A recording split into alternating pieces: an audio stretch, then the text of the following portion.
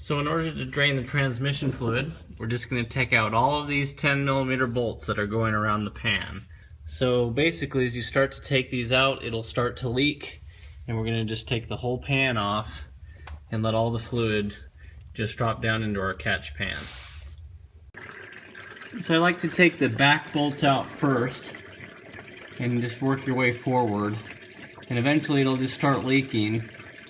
You don't want to take the front ones out quite yet because you do want the flow to kind of go into the pan. And as you can see, it's kind of raining all over the place here, but it is pretty much getting in the pan, this catch pan. So anyway, just take off those back bolts first and let it drain out the best that it can. And then once it's pretty much stopped, you can go ahead and take the front bolts out.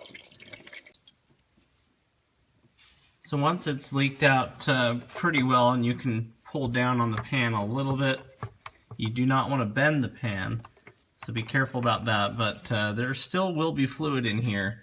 So as you take out the rest of these bolts, try to support the pan and bring it down gently, then dump it into your catch pan.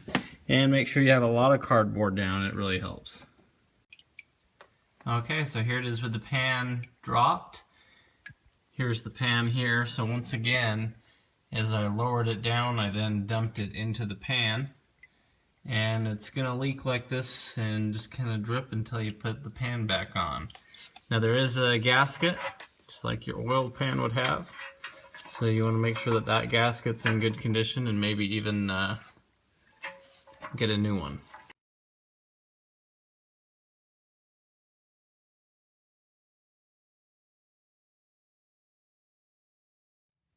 Okay, so we have our transmission jack under here cradling this transfer case, and we're going to go after these 6 13mm bolts. There's 3 on each side, on the very top, the middle, and the bottom, and the same on the other side. So we're going to go ahead and take out those. It works best for me to use the 13mm deep socket on the very top bolt, and then just the regular smaller 13mm sockets that's not a deep socket to fit on here. So that's just how I was able to get to each of those bolts. So the very top bolts we got with a 13mm deep socket. On the driver's side there's a harness that goes through, so you have to kind of work that socket into there pretty good. Now I'm having to use a 1/4 inch drive 13mm here on this bolt that's kind of in the middle. And that's just because there's not a lot of room with some of the exhaust shields and everything, the heat shields that are coming through here. So I'm going ahead and I'm removing these ones now. And so the top are out. I'm working on the side ones, and pretty soon all I'll have left are these 2 bottom bolts. So just be very careful, because this is a big heavy transfer case. We want to have our transmission jack here to support it as we get those bolts out. Make sure everything's tightened down so it doesn't fall on you, and it'd be good to have another person helping you. Now you will want to come up and find on these wiring harnesses that come through, they have plugs, little Christmas tree type pins that are holding the harness to the actual transfer case. So you just got to get in here and twist it like this to start prying this out.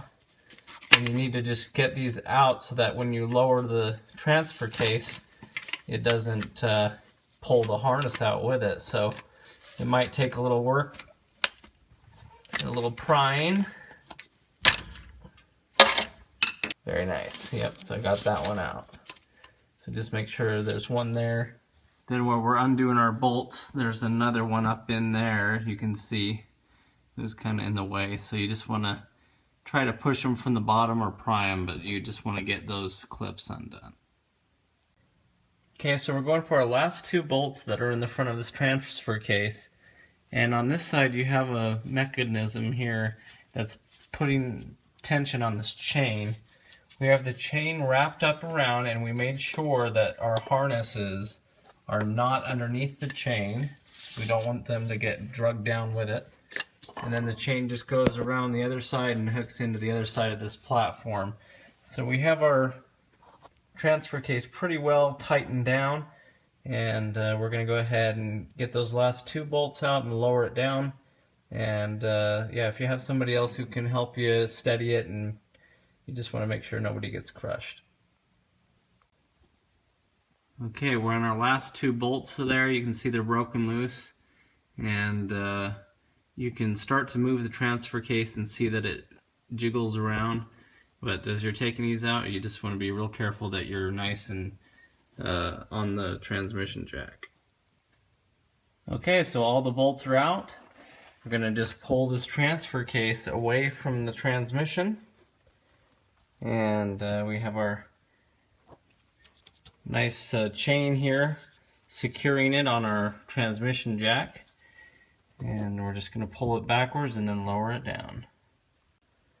Okay, then just pull the transfer case away from the transmission. This transmission jack worked out really nice. Just cradled the whole thing, and as you can see, I did this, alone and one person, so I would highly recommend getting one of these transmission jacks. Anyway, now we have our transfer case out.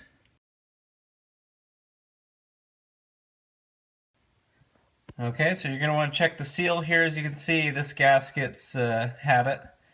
It's broken there, but maybe it still would have been okay on the inner side here, but we'll probably replace this as it is. Now, there's not a lot of room with the transmission jack. It makes that transfer case pretty tall under there, so you may have to get a floor jack and lift on one side of the truck in order to slide this out. So now I'm going to transfer this over to a furniture dolly to get it out of the way, and we're going to go after removing the actual transmission. Next, we're going to go ahead and break loose the 13mm bolts that are going from the transmission itself into the engine block. Now, some of these were the starter that we already took off, and the 2 most difficult ones you're going to have are these 2 that are at the very, very top of the transmission. So what you'll need is a bunch of extensions and a U-joint, and let me show you how I did this. Okay, so here's another view of what I had to do to get to the top bolts. You have your 13mm socket at the top, a U-joint, and then 2 extensions, and then you're basically ratcheting it from back here. That's the only way I could really find to get to those top bolts, and that's also the way that I've done it on my Mustangs in the past. But anyway, that's my trick to get into the top bolts. Go ahead and remove the 2 top bolts entirely, then go and break the other ones loose. Once the other ones are broken loose but not removed, then go ahead and put your transmission jack under it to support the transmission. Okay, so coming from the back of the transmission, you can see we have all these extensions. We have a ton of extensions and a little U-joint end on there. Right there in the middle of the screen, so you have that bolt. That's the other top of the transmission bolt that we're going for, and there's a harness bracket connected to it. So anyway, we're coming all the way up in here with a U-joint and an extension from the back in order to get onto that bolt. I have absolutely no idea how I got onto that, but you just gotta stick that U-joint up in there with these extensions until you get on top of that top bolt. Now we're going to just ratchet it off. Alright, hopefully.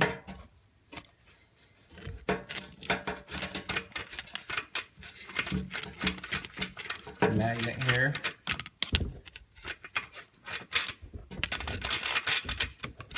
Yeah. Transmission top bolt.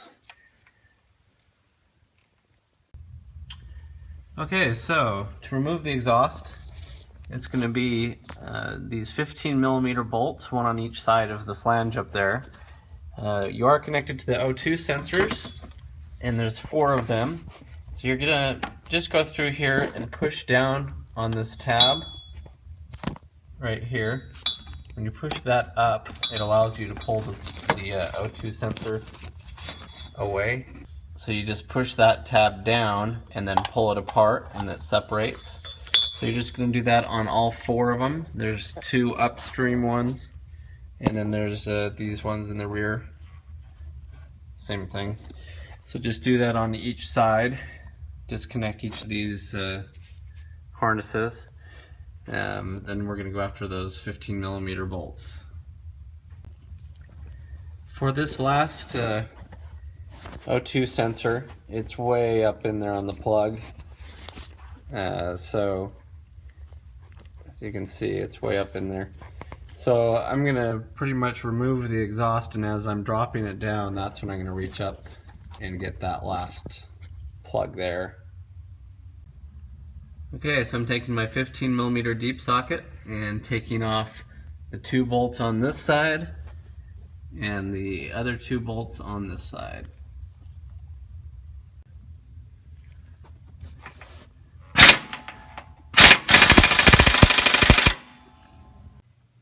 So now follow the exhaust forward from the muffler, and there'll be a little flange here with 2 15mm nuts that you can take off. And it's really nice that they have the locking heads on them, so you don't need to put a wrench on the other side. You can just simply take these bolts off. Now a few taps with a hammer, and you can expose this joint where the exhaust comes apart now. So you can see that's where one piece meets the other. Okay, so with the exhaust unbolted on both sides, that O2 sensor on that side was pretty difficult to get to the plug, so I just took a 7/8 inch wrench and unscrewed the sensor itself. Now you can undo these 10mm bolts on each side, and that'll give you the ability to move this heat shield around and free it up so that you can clear those O2 sensors and everything. But anyway, we're going to come through here where it's mounted. I put a little bit of lubrication on this to help push this mount off, but we're just pushing the exhaust away. A pry bar came in handy to just kind of push against this mount to get it off. So just pry that rubber mount off of this way. Okay, our top 2 transmission bolts are all the way out. We're going to go ahead and just break loose all the other ones that are going up the side of the transmission, but not take them out entirely yet. Just get them loose and ready to come out. Then we're going to wheel our transmission jack under, and I think I'm going to come in from the front and try it this way so that I can just lift on the transmission, and once all those bolts are out, take off this bottom cross member and just drop the whole transmission down. Next, we're going to disconnect the trans-cooler lines that are going in the side of the transmission, and they go up to the radiator, and right here there's a little access port again. So this is where we're going to undo these because it's easier access. We really don't want to strip these. Be careful, do not bend these lines because they are a very soft material on here, and very gently loosening these. Also, I've sprayed this with liquid wrench, even though it doesn't even look rusted, just to make sure that these come off easy. So I'm going to go ahead and do that. Just remove these by turning them counterclockwise. Okay, so I supported this from the back just so it didn't flex, and then I broke that loose. You can see they're very easy to come out now. And there may still be some transmission fluid in here even though we drained the system. So just be ready to catch some of that if you do have a get a little catch pan. Okay, 1/2 inch is really the best size for this to get up in there. And on that top one, I put the wrench up in here. That just seemed to be a way to get some good pressure on it. So just make sure you do support this. Hold it with one hand. Hold it tight so it doesn't bend any of these lines. They are fragile, and there still will be some transmission fluid in here, as you can see. Yeah, once you get them out, you just pull the line out of the block. In order to disconnect the dipstick tube, you're going to come in here on the driver or on the passenger side fender, and when you pull it back, you're going to find an 18mm bolt lifting up this fender well. Get that out with this extension. Okay, with that big bolt out of the way, find the dipstick tube that comes in here, and now you can just lift it straight up. Okay, so that tube comes straight out, and just be careful because it has the dipstick on the bottom of it, obviously.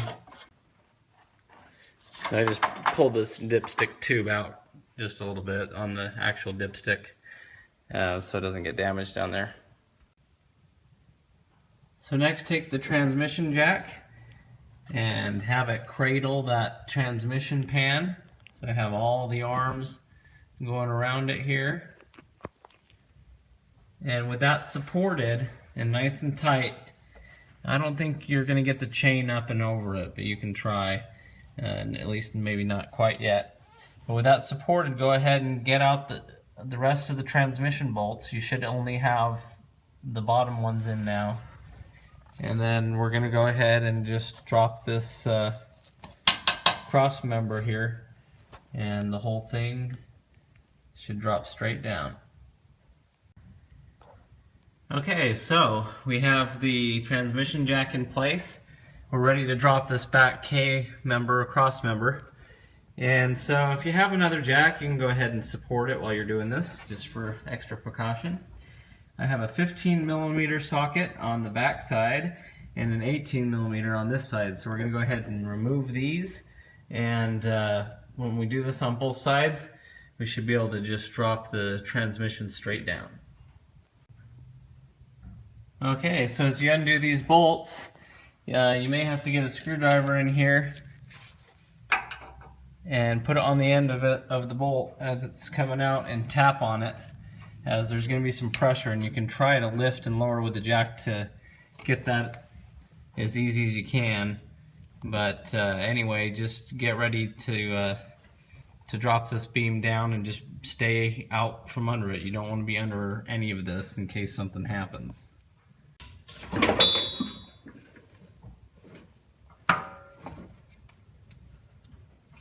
Brace dropped down pretty good now.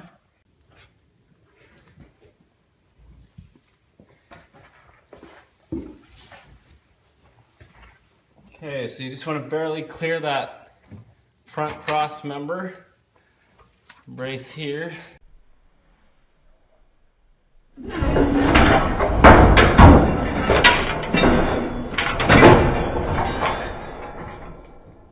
Alright.